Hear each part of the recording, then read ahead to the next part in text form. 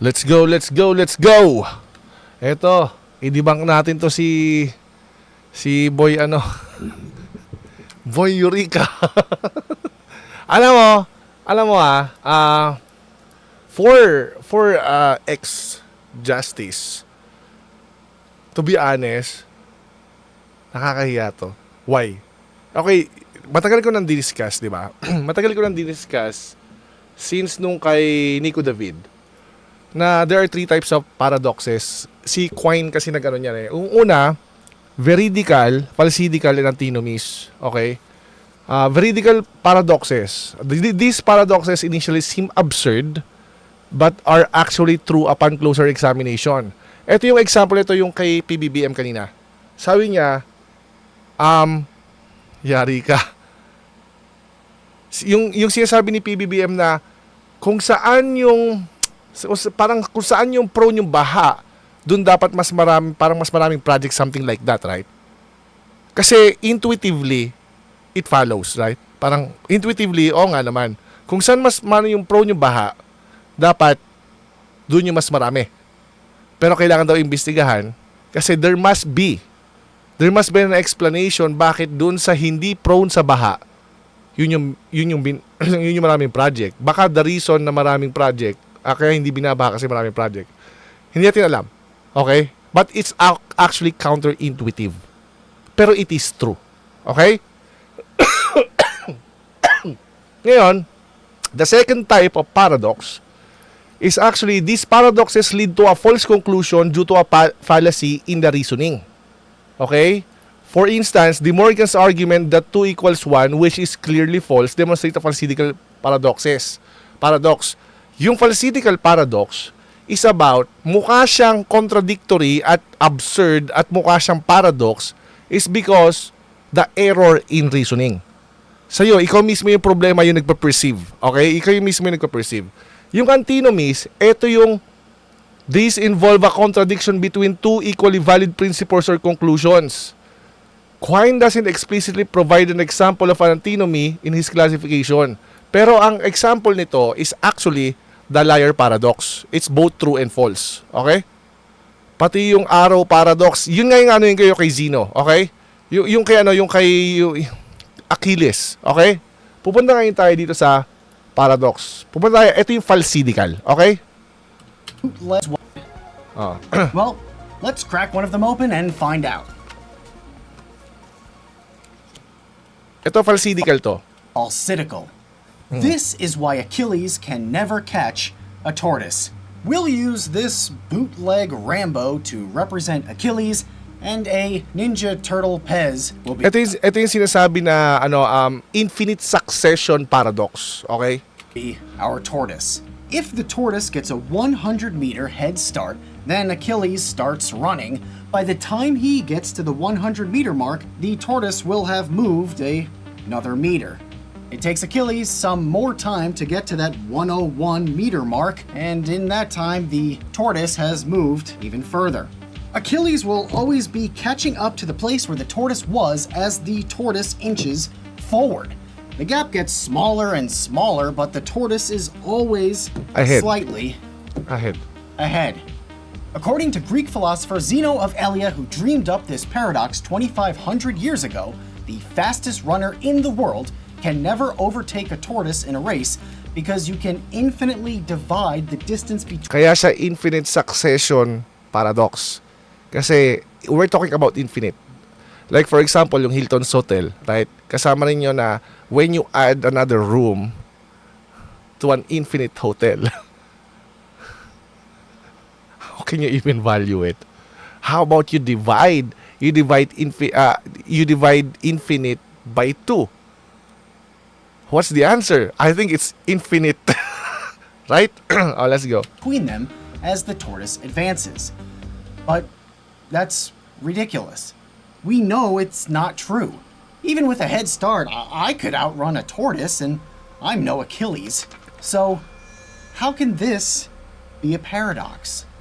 Zeno knew Achilles could catch up to the tortoise in real life, but Yan yung sinagot nila ng infinite plus 1 for measured infinites. couldn't prove it mathematically. He thought there would be an infinite number of new points for the tortoise to reach that Achilles had to reach because he didn't know that an infinite series of numbers could add up to a finite value.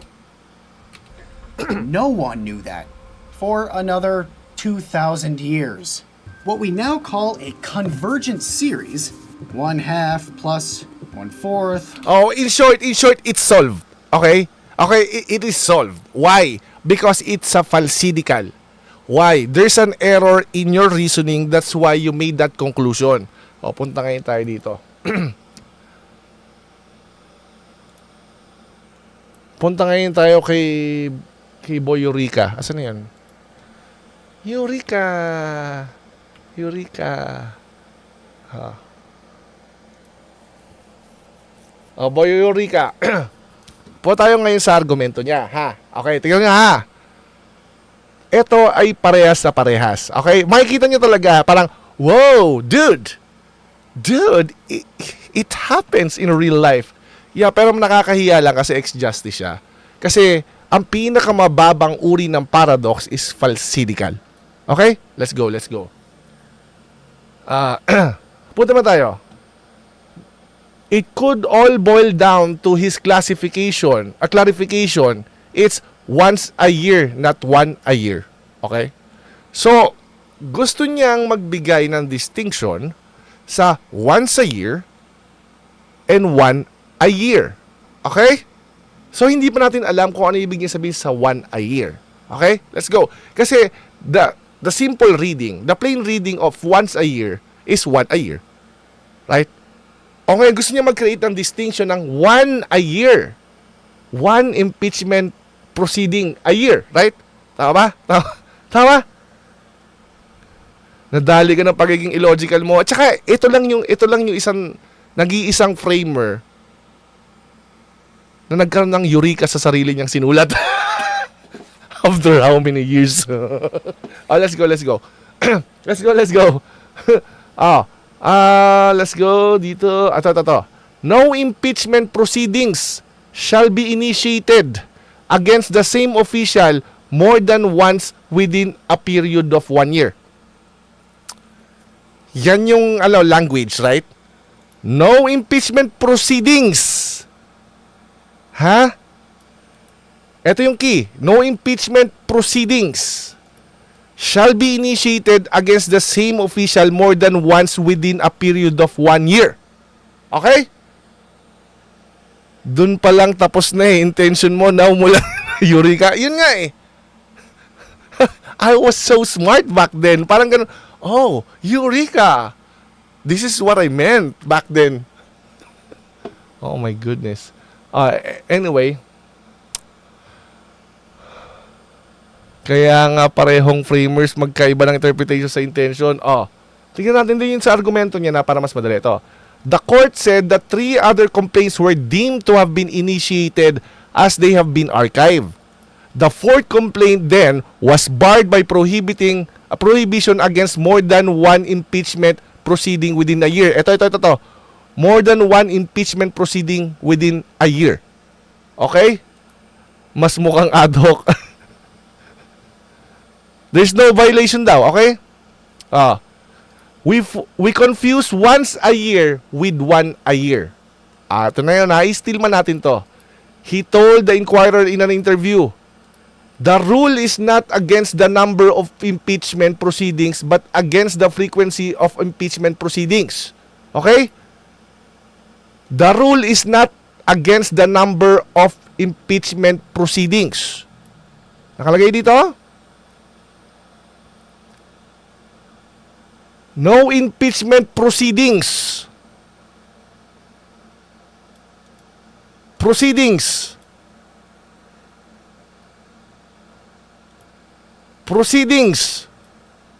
No impeachment. Ito lang muna mag-focus kayo. No impeachment proceedings. Proceedings.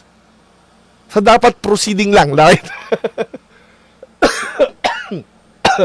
Huli rin siya sa sarili niya sinabi. Anyway. The rule is not against the number of impeachment proceedings. No impeachment proceedings. Doon pa lang tapos na usapan natin eh. Anyway, tuloyin natin. Siyempre, adorable tayo eh. But against the frequency of impeachment proceedings. Okay. Dito papasok yung mental gymnastics niya. He reasoned that essentially all 4 impeachment complaints against Duterte, all acted upon. Eto, do sa mga pro-impeachment nakakampi dito, may bitter pill to swallow. Okay? Why? Because he is arguing this. Because he is already granting na initiated na yung dalawa. Okay? Yung first mode, tsaka yung second mode. Ito yung bitter pill to swallow. Before we can even talk about this, before we can even entertain this, you're gonna have to grant first na multiple yon. Sabi niya kasi, number of proceedings.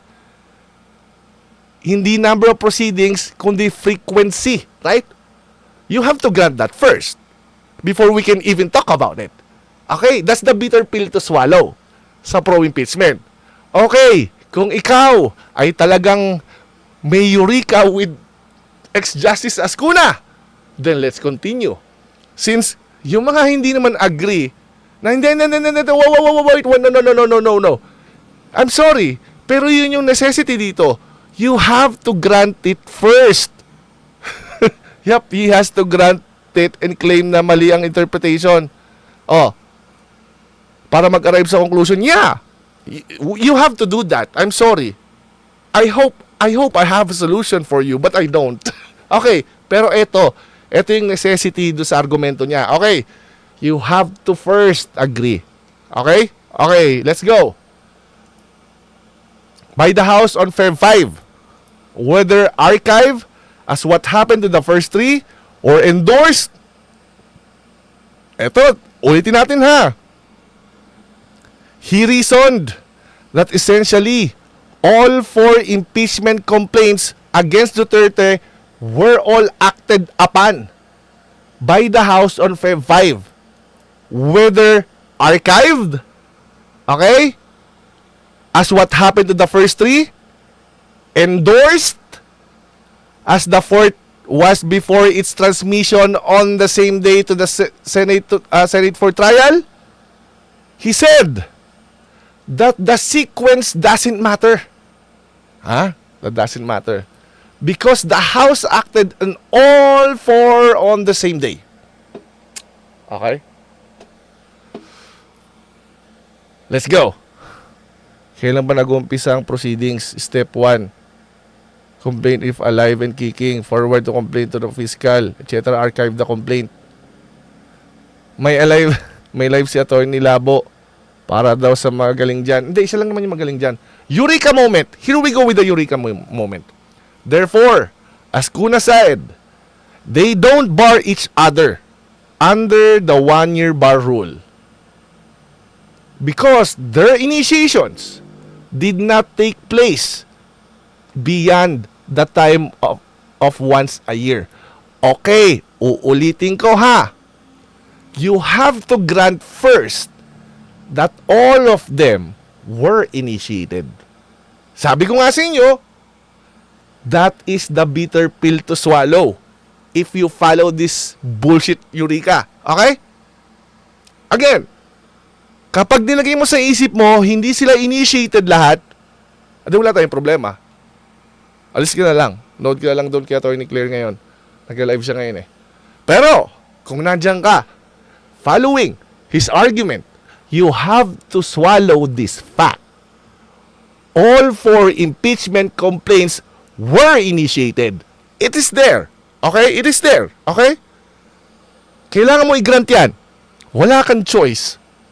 Ulitin natin na. Therefore, Azcuna said, they don't bar each other under the 1-year rule because their initiations did not take place beyond the time of once a year. Okay? Entailed yan na kailangan mo i-accept na initiated. Okay, let's go! All 4 complaints were therefore subject of initiation proceedings confined to 1 day. Here we go. Question ko sa'yo, ex-Justice Azcuna.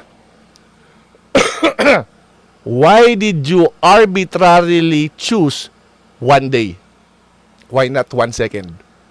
Why not 1 minute? Why not 1 hour? Why 1 day? Why not 1 month? Ding, ding, ding, ding. Here we go with the infinite succession paradox. It is falsidical because there's an error in his reasoning. Ulitin natin ha. All 4 complaints were therefore subject of initiation proceedings confined to 1 day. Why 1 day? Why? Why did you arbitrarily choose 1 day over 1 minute, 1 second, 1 hour, 1 week, 1 month? Arbitrary definition of once. Exactly. Ganito, bigyan ko example. Pag sinabi ng nanay nyo, ng magulang nyo, you, kasi mataba ka di ba? Mataba ka. You are only allowed to eat dessert once a year. Birthday mo. So, ang argumento niya, you can eat cookies, leche plan, cake, hindi pala, dessert pala. You can only eat dessert once a year. Ito ang interpretation ni ex-Justice Azcuna. Once a year daw So, ibig sabihin, I can actually compact lahat ng kaya kong kainin in one celebration with so many, with infinite dessert. And that is only counted as 1. That's his argument. Do you know how absurd that is? Kaya gagamit tayo ng reductio ad absurdum o proof by contradiction. Okay. Any number multiplied by 1 daw remains unchanged daw. Let's go. So, it cannot be considered as occurring more than once in a year because it did not go beyond the smallest unit of a year. Why not smallest unit of a year?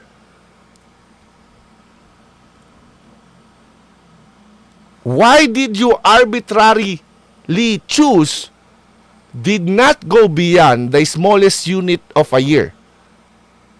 I think the smallest that we can think of is 1 second.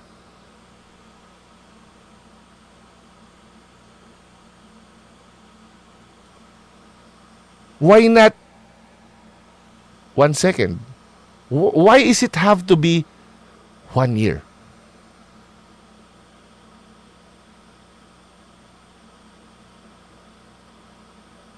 Pwede nga 1 nanosecond. Pwede rin yun. Because you are equivocating.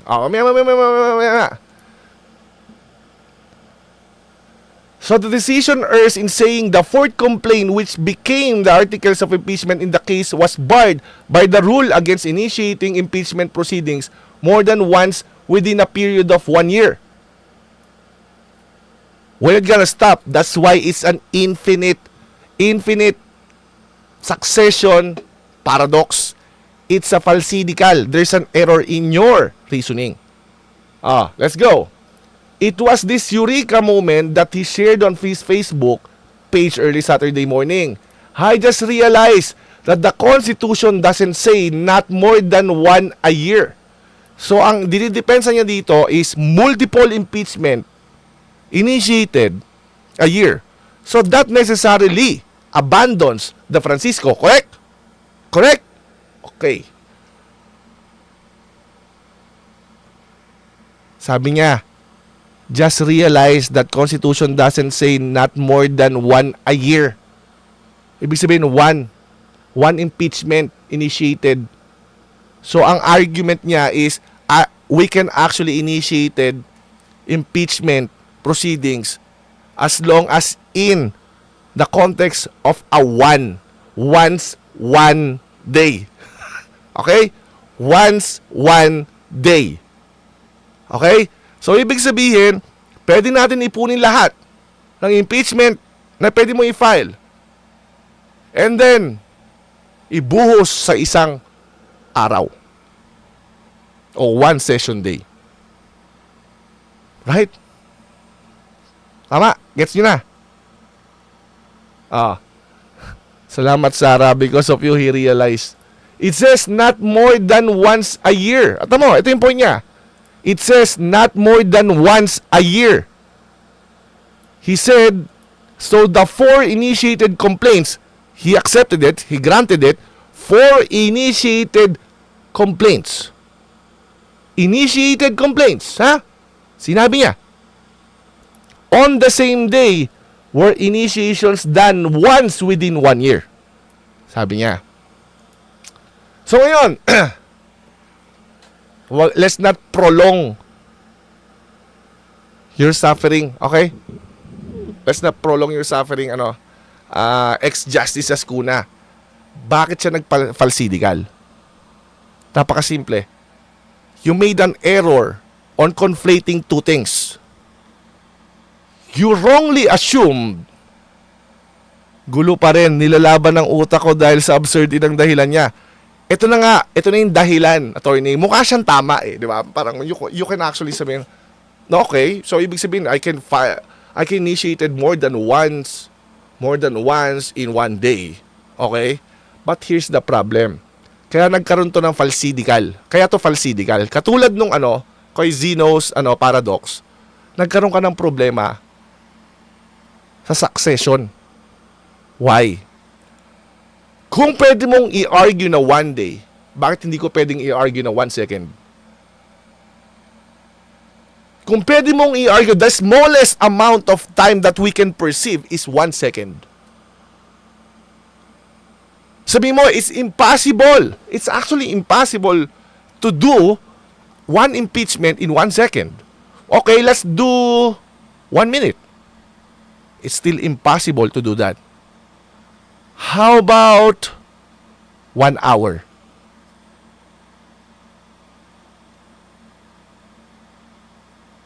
Bakit kailangan namin yung sayo? Why? Because nagkaroon ka ng conflation, nagkaroon ka ng error sa reasoning mo. Ang sinasabi ng once a year is not about day or measurement of day. It's about a moment, an event. The time na you actually initiated one, that is counted once in a year. You wrongly conflated days, yung measurement of days, and an event. You wrongly assume na it is a day instead of 1 hour. Kasi ang tinutukoy na once a year, once within a year doon, is an event, a moment. You cannot argue na may succession na nangyari. Nauna yung isa, then yung pangalawa. Because hindi sila nagsabay, hindi sila nangyari at the same time and in the same sense. You wrongly assume that. The once in a year is talking about a moment, an event, not the measurement of time. Nakita nyo na yung paradox. Same na same doon sa falsidical sa pinakita natin. Which is a shame na ang ex-justice magkakaroon ng rookie mistake na falsidical paradox. You conflated, you equivocate sa salitang once as if it's a measurement of time. It's not.